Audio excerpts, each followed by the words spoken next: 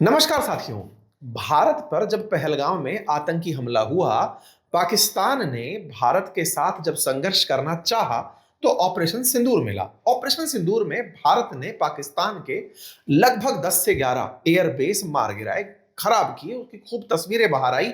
खुद उनके प्रधानमंत्री का बयान आया कि फजल की नमाज से पहले इनके ब्रह्मोस हमारे एयरबेस को तबाह कर दिए थे। ठीक है साहब। We on 9th and 10th night we decided to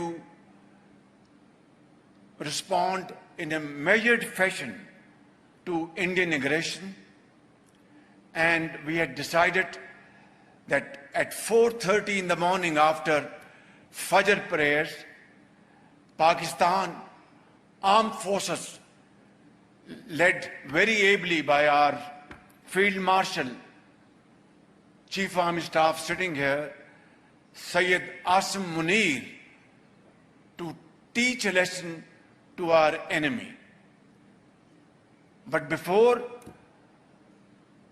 that hour reached, India again launched missile attacks, BrahMos, and hit Pakistan's various provinces, including airport in Rawalpindi and other places. लेकिन इसके बावजूद भी जब नैरेटिव वॉर चलने लगा, तो America का media और अमेरिका खड़ा हुआ पाकिस्तान के साथ। बात की जाए तो पाकिस्तान एक तरह से ऑपरेशन सिंदूर में पिटकर भी खुद को बड़ा दिखाने में कामयाब हुआ। खुद को फील्ड मार्शल का दर्जा दिलवाने वाला आसिम मुनीर ट्रंप के साथ दिखाई दिया। बड़ा सवाल बना कि यार अल्टीमेटली ऐसा इन लोगों ने ट्रंप को क्या दे दिया जिससे कि ट्रंप पाकिस्तान के गुण गा रहे हैं, और इतने लंबे समय से अमेरिका और भारत के बीच चले आ रहे जो बेहतरीन रिश्ते थे उनमें दिक्कत क्या आ गई। सवाल बड़ा बनने लगा। हमने जवाब तलाशने शुरू किए। फाइनली जाकर के एक जवाब जिस पर हम सब लोग पहुंचे वो ये था कि भारत ने असल में अमेरिका की दूखती हुई नस पर हमला कर दिया था। नस क्या थी? नूर खान एयरबेस। असल मायने में पाकिस्तान में अमेरिका ने अपना एक एयरबेस बनाया हुआ है। अब आपको मैं यहां पर एक एडिशनल लाइन देता हूं, और वो ये है, जैसा आप सभी जानते हैं, अमेरिका दुनिया में लगभग 80 देशों में 750 से अधिक बेसेस रखता है जहां पर उसकी सेना प्रत्यक्ष रूप से विद्यमान है। लेकिन बहुत सी ऐसी जगह पर ही हैं जहां पर ये अप्रत्यक्ष रूप से विद्यमान है। उनमें से नूर खान एक था। आपको याद होगा कि अफगानिस्तान के अंदर बरगाम एयरबेस को लेने के लिए निरंतर अमेरिका दबाव डाल रहा है, वाया पाकिस्तान अफगानिस्तान पर एयर स्ट्राइक करवा रहा है ताकि अफगानिस्तान डर जाए और अमेरिका की शरण में आ जाए। पाकिस्तान पूरी तरह से अमेरिकी पपेट बनकर काम कर रहा है। सवाल केवल ये नहीं था। सवाल ये था कि नूर खान एयरबेस पर भारत ने जैसे ही स्ट्राइक की, अमेरिका पूरी तरह से पाकिस्तान के साथ खड़ा हो गया। पाकिस्तान ने लेकिन पब्लिकली कभी यह नहीं बताया था कि अमेरिका ने अपने कुछ गुप्त हथियार नूर खान में छिपा कर रखे हैं। लेकिन बाद में आए हुए हेलीकॉप्टर्स की वजह से यह प्रूव हो गया था। ग्लोब मास्टर जब वहां दिखाई दिया कि कुछ तो गड़बड़ है, पब्लिक में यह सामने नहीं आ रखा है। हमें यह बात पकड़ में आ गई थी। हमें यह बात पकड़ में आई, अमेरिका जैसा सहयोगी पाकिस्तान के साथ जाकर खड़ा हो गया। इस बार हमने इसका इलाज कर दिया है। इलाज क्या है? असल मायने में हमने अब रूस के साथ में यही समझौता कर लिया है। समझौते को अगर तोड़ मरोड़ कर कहा जाए तो वो ये है कि रूस की सेनाएं भारत में प्रेजेंट रहेंगी। अब भारत में प्रेजेंट रहेंगी से क्या मतलब है, आज के सेशन में हम डिस्कस करेंगे। नंबर 2, भारत के साथ में इन्होंने जो रेलॉस एग्रीमेंट किया है, उस रेलॉस एग्रीमेंट के लिए रूस की संसद, जिसे ड्यूमा कहते हैं, वहां पर परमिशन दे दी गई है। अब यहां पर एक पॉइंट ऐड होता है। रूस की सेना हमारे यहां रहेंगी तो क्या हम किसी तरह से स्वतंत्रता से अलग अलग हैं क्या? क्या हम संप्रभु राष्ट्र नहीं है क्या? हमारे यहां किसी दूसरे की सेना कैसे रह लेगी? मालदीव जैसा चिन्नू सा देश जिसमें भारत की सेना रही तो उसने इंडिया आउट कैंपेन चला दिया, हम यहां पर कैसे अब उनकी सेना को रहने देंगे? तो देखो, आंसर तो आपके दिमाग में बन चुका है कि असल मायने में जब अमेरिका की सेना पाकिस्तान में थी तो अमेरिका खड़ा हुआ था पाकिस्तान के साथ जाकर के। अब अगर रूसी सेना भारत में रहेगी तो भारत के साथ रूस खड़ा रहेगा। यह आंसर आप बना चुके हैं। लेकिन मैं आपको एक चीज और ऐड कर देता हूं मेरे प्यारे साथियों। रूस भारत के साथ हमेशा उन समयों पर खड़ा हुआ है जब अमेरिका पाकिस्तान के साथ चला गया है। यह इतिहास गवाह है। 1971 में भी अमेरिका भारत पर चढ़ाई करने के लिए अपना जंगी जहाज भेज दिया था। ये तो रूस के द्वारा भारत की रक्षा के लिए भेजे गए जहाज थे, जिनके चलते अमेरिका ने भारत पर हमला नहीं किया। कुल मिलाकर के पावर को बैलेंस करने के लिए भारत ने रूस के साथ एक एग्रीमेंट कर लिया है, जिसका नाम रेलॉस एग्रीमेंट है। बाय द वे, अभी पुतिन की यात्रा होना बाकी है, वो कल आएंगे, उससे पहले ही संसद से परमिशन आ चुकी है। लेकिन सर, सवाल तो बड़े बनेंगे, क्या भारत ऐसा कर सकता है? क्या भारत दूसरे देश की सेना को यहां रहने दे सकता है? तो मैं आपको जवाब में दे दूं, एग्रीमेंट में कहा यह गया है कि भारत की सेना रूस के air bases, ports, military bases, इनका उपयोग कर पाएंगी। अब भारत को जाकर के तो जंग लड़नी नहीं है सेंट्रल एशिया में, हमें तो अपनी जंग में रूस का साथ चाहिए। लेकिन एग्रीमेंट में जब दो तरफा बात हो जाती है तो लगता है कि हमें बराबर ट्रीटमेंट दिया गया है। बस उसी बराबर ट्रीटमेंट के लिए आज का सेशन है, क्योंकि पुतिन की यात्रा के साथ ही चर्चाओं में रेलोस एग्रीमेंट चल रहा है। भारत और रूस के बीच के जो बेहतरीन संबंध हैं, उनके अंदर एक नया अध्याय जुड़ गया है। लगातार प्रयास किए जा रहे थे, फाइनली जो एग्जीक्यूट हुआ है, दैट इज रेलोस एग्रीमेंट, जिसमें हम लॉजिस्टिकली एक दूसरे की जगह का उपयोग करेंगे। हेडलाइन बनती है, Russia's parliament ratifies key pact on military logistic support with India. इस रेलोस एग्रीमेंट के साथ इसे नाम दिया गया रेलोस डिफेंस पैक्ट, और यह प्रेसिडेंट पुतिन की भारत यात्रा से पहला होना अपने आप में एक बहुत बड़ी उपलब्धि माना जा रहा है। आपको ज्ञात होगा कि पुतिन 4 और 5 दिसंबर को भारत की यात्रा पर हैं, आधिकारिक दौरे पर हैं। 2022 के बाद में उनका कोई भी दौरा भारत में नहीं हुआ है। वर्ष 2000 से भारत और रूस के बीच में यह एग्रीमेंट है कि हम दोनों राष्ट्राध्यक्ष एक साल भारत में तो एक साल रूस में मिलेंगे। ऐसे में भारत के प्रधानमंत्री 2024 में रूस में गए थे, वहीं अब रूस के राष्ट्रपति भारत आ रहे हैं। वर्ष 2021 के बाद जब 22 में जंग शुरू हुई, तब दोनों की यात्राएं जो है वो रुक गई। 22 और 23 में किसी ने भी किसी देश की यात्रा नहीं की थी, जिसे अमेरिका ने अपनी कूटनीतिक जीत माना था। लेकिन 2024 में भारत ने यात्रा को पुनः बहाल किया और पुरानी शर्तों को मानते हुए एक दूसरे देशों की यात्रा जारी रखी। कुल मिलाकर के रशियन ड्यूमा ने आज Indian defence treaty for troops deployment पर साइन कर दिया है। यह बात जैसे ही बाहर निकल कर आती है, दुनिया भर से प्रतिक्रियाएं अलग अलग तरीके से आना शुरू हो जाती हैं।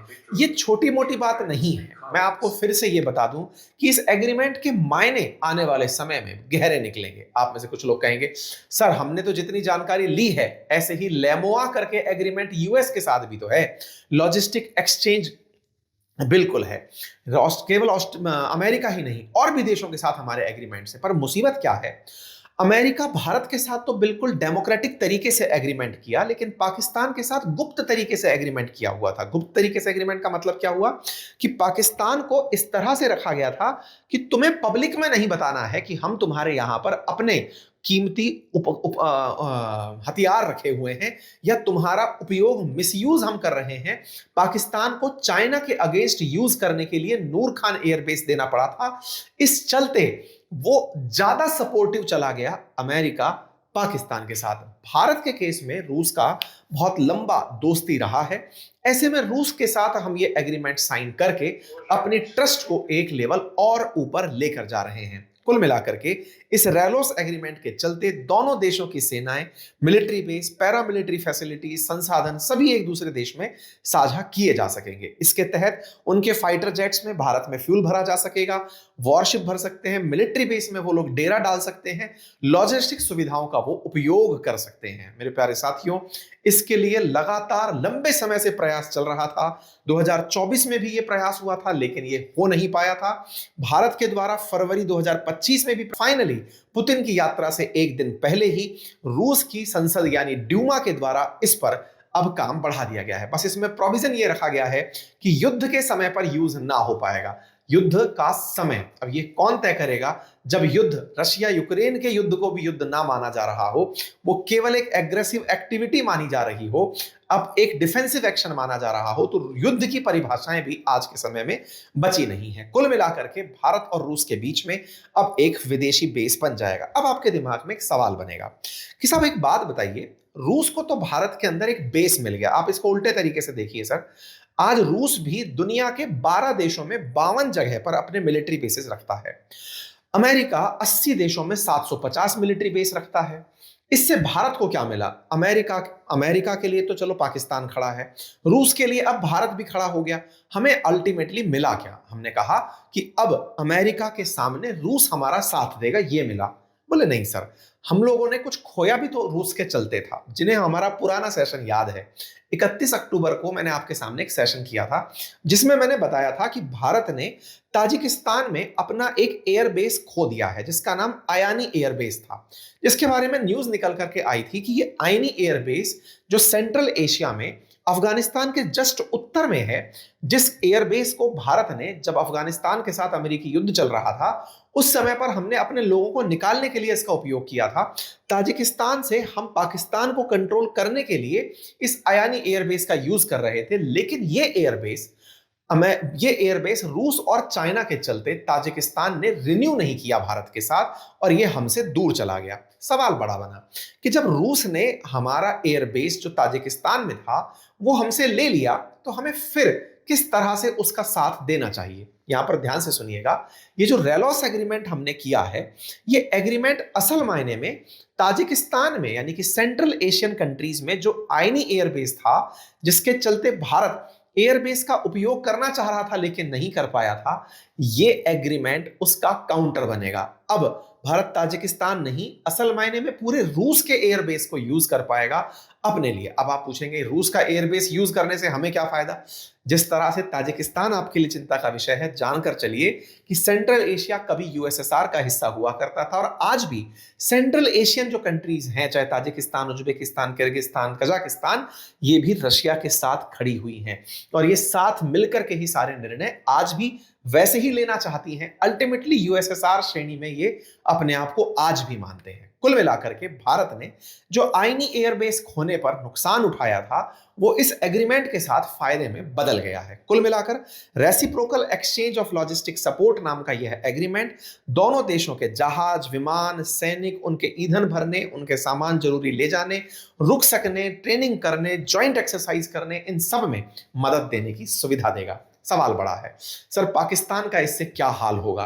देखिए, पाकिस्तान को अब तक ये घमंड था कि अमेरिका उसके साथ खड़ा है और इसी कारण से वो जहां तहां मंच पर भारत के खिलाफ अनर्गल बयानबाजी, फेक न्यूज स्प्रेडिंग, ये सब कर रहा था। रूस के भारत के साथ आते ही पाकिस्तान को कई तरह के जवाब मिले। जैसे हुआ ये कि अभी जब भारत की यात्रा पर रूसी राष्ट्रपति निकलने शुरू हुए तो रूसी विदेश मंत्रालय की तरफ से, जैसे हमारे यहां रणधीर जायसवाल साहब जवाब देते हैं विदेश मंत्रालय प्रवक्ता की तरह से, ऐसे रूस की जो राष्ट्रपति भवन है उसको क्रेमलिन कहा जाता है।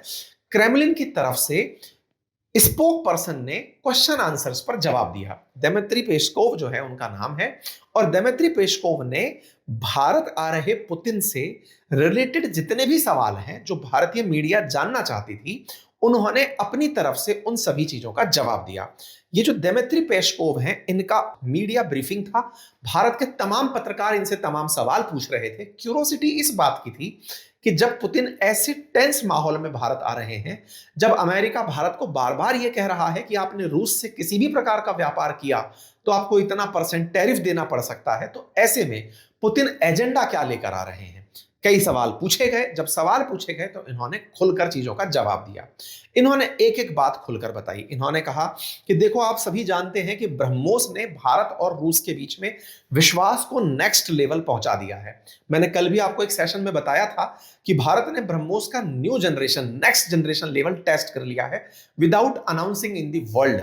ऐसे में चाइना वाले हमारी रैकी करने आए थे और ब्रह्मोस सुपरसोनिक मिसाइलों में दुनिया की सबसे तेज सुपरसोनिक मिसाइल कंसीडर की जाती है। ऐसे में उन्होंने कहा कि हमारे टारगेट बड़े स्पष्ट हैं।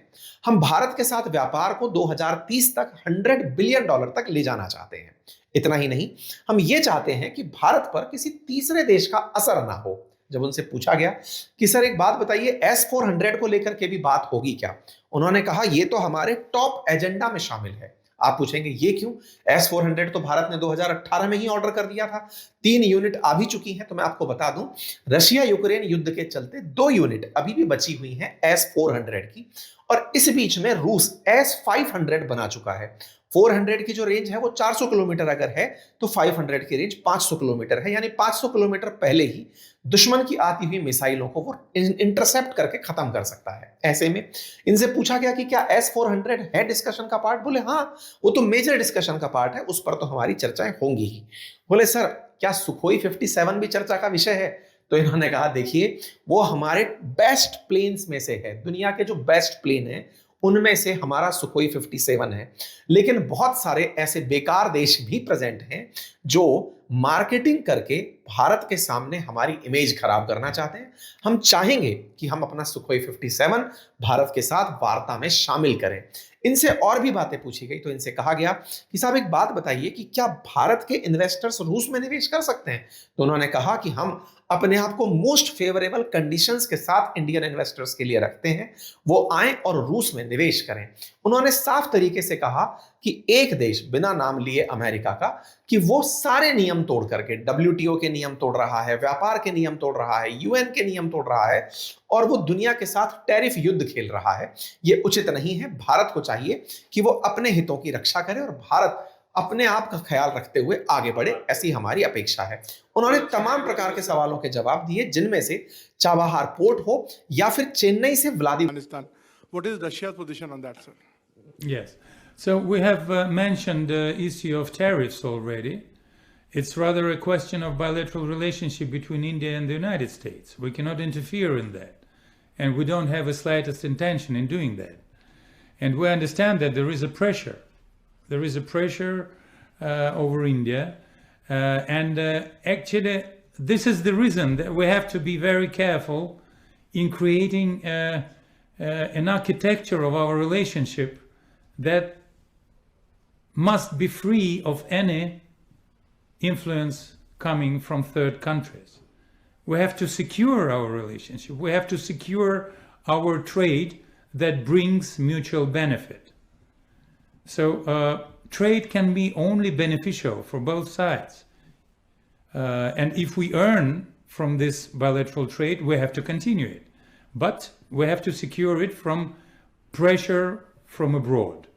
So it's a complicated issue, but there are certain experiences in that field. And we have to continue. We know that India is a very sovereign country. India is very sovereign in defending its national interests. We do admire this. वोस्टक तक का जो रास्ता है उसकी बात हो। इन्होंने सारी बातों पर बेहतरीन तरीके से अपने जवाब रखे। इन तमाम जवाबों के बीच में एक सवाल और पैदा हुआ और वो ये था कि रूसी राष्ट्रपति की भारत यात्रा के साथ साथ यूरोप के अंदर चिढ़ मचना शुरू हो गई। यूरोप की चिढ़ पता कैसे चली, अब मैं आपको वो बताता हूं। असल मायने में टाइम्स ऑफ इंडिया के ग्रुप की तरफ से असल मायने में एक पेज प्रकाशित होता है और वो पेज जो प्रकाशित होता है वो भारत के अंदर काफी ज्यादा चर्चा का विषय बन जाता है। होता क्या है, टाइम्स ऑफ इंडिया के एडिटोरियल में तीन देश के एम्बेसडर्स में जर्मनी, फ्रांस और ब्रिटेन, तीनों के एम्बेसडर्स ने अपनी तरफ से एक कॉलम लिखा जिसमें उन्होंने लिखा कि दुनिया चाहती है कि यूक्रेन वॉर खत्म हो, लेकिन रशिया इस बात के लिए बिल्कुल भी सीरियस प्रतीत नहीं होता। भारत में नियुक्त हुए राजदूत जो कि फ्रांस के हैं, जर्मनी के हैं, यूके के हैं, तीनों मिलकर भारत के एक अखबार में रूस के खिलाफ एक बयान लिख देते हैं। जैसे ही ये बयान आता है, रूस तो इस बात से चिढ़ता ही है, भारत का विदेश मंत्रालय भी चिढ़ जाता है कि भाई ये क्या है, हमारे देश में एक विदेशी आने वाला है, विदेश राष्ट्र अध्यक्ष आने वाला है और आप इस अखबार में उन देशों के राजदूतों से अपने यहां पर लेटर लिखवा रहे हो और वो उनके खिलाफ चला जाए। इस तरह की इस हरकत का सब तरफ विरोध हो रहा है। वहीं दूसरी तरफ रूस ने अमेरिकी इन्फ्लुएंस में चल रही मीडिया को काउंटर करने के लिए भारत में रशियन टाइम्स का ऑफिस खोलने का निर्णय लिया है। आप सभी को ज्ञात होगा, जिस प्रकार से अमेरिका के प्रमुख अखबार न्यूयॉर्क टाइम्स का नाम सुनते हैं, न्यूयॉर्क पोस्ट का नाम सुनते हैं, वाशिंगटन पोस्ट का नाम सुनते हैं, ये तमाम वो अखबार हैं वेस्टर्न मीडिया के, चाहे फिर रॉयटर्स हो, फिर चाहे आपका DW हो, ये सभी अखबार एक जैसी खबर लिख करके रशिया के खिलाफ, भारत के खिलाफ, चाइना के खिलाफ, विशेष रूप से कहिए तो ग्लोबल साउथ के खिलाफ बयानबाजी करते हैं। अब धीरे धीरे भारत समेत दुनिया के सभी देशों को यह समझ में आने लगा है कि अपना मीडिया होना जरूरी है, और इसी को करते हुए रूस ने अब भारत में प्रॉपर तरीके से ऑपरेट करने का निर्णय लिया है। कुल मिलाकर के रूस की राष्ट्रपति की यात्रा से पहले ही नैरेटिव वॉर अपनी पीक पर चल रहा है। हमें तो खैर सबसे आनंद का विषय इतना है कि भारत रूस के संबंध निरंतर बढ़ते रहें और दोनों स्ट्रेटेजिक रूप से इतने आगे बढ़ें कि दुश्मन को हमारे खिलाफ बोलने से पहले 10 बार विचारना पड़े। खैर, हर चीज के अपने प्लस और माइनस होते हैं। भारत के रूस के साथ रिश्ते अगर हैं तो उनके अंदर व्यापार भी शामिल होता है, व्यापार के साथ लाभ भी शामिल होता है, लेकिन अल्टीमेटली भारत को अपने फैसले स्वतंत्र रूप से लेने का अधिकार है और वो निश्चित ही लेगा। उम्मीद है आप सभी साथियों को यह जानकारी पसंद आई हो, और अगर हाँ तो अपने साथियों से इसे जरूर साझा कीजिएगा। चैनल पर नए हैं तो सब्सक्राइब कर लीजिएगा। चूंकि मैं आउट ऑफ स्टेशन हूं, बिना बोर्ड के हूं, तो हमारी टीम ने आप तक इसे खूबसूरत अंदाज में पहुंचाने का प्रयास किया है। उम्मीद करते हैं कि आप इसे पसंद करेंगे और साथियों के साथ इसे अवश्य साझा करेंगे। मेरी एक विशेष स्पेशल एसएससी बुक लॉन्च हो चुकी है, जिसमें पूरी तरह से history, geography, polity, economy, SSC के लिए जो जीके की किताब है वो बहुत ही खूबसूरत अंदाज में बनकर आई है। उसे आप अवश्य एक बार पढ़ें। गागर में सागर काम है, एक ही किताब से आपके सारे प्रश्न बन जाएं, इस तरह से हमने आपके लिए मेहनत की है। पुस्तक के लिए आप अपनी पाठशाला एप्लीकेशन से ऑर्डर कर सकते हैं। फिलहाल के लिए इतना ही, और हाँ, अपनी पाठशाला पर हिस्ट्री, ज्योग्राफी, पॉलिटी, इकोनॉमी के तमाम कोर्सेज भी उपलब्ध हैं, आप उन्हें भी अवश्य चेक करें। आपका समय शुभ हो। बहुत बहुत धन्यवाद।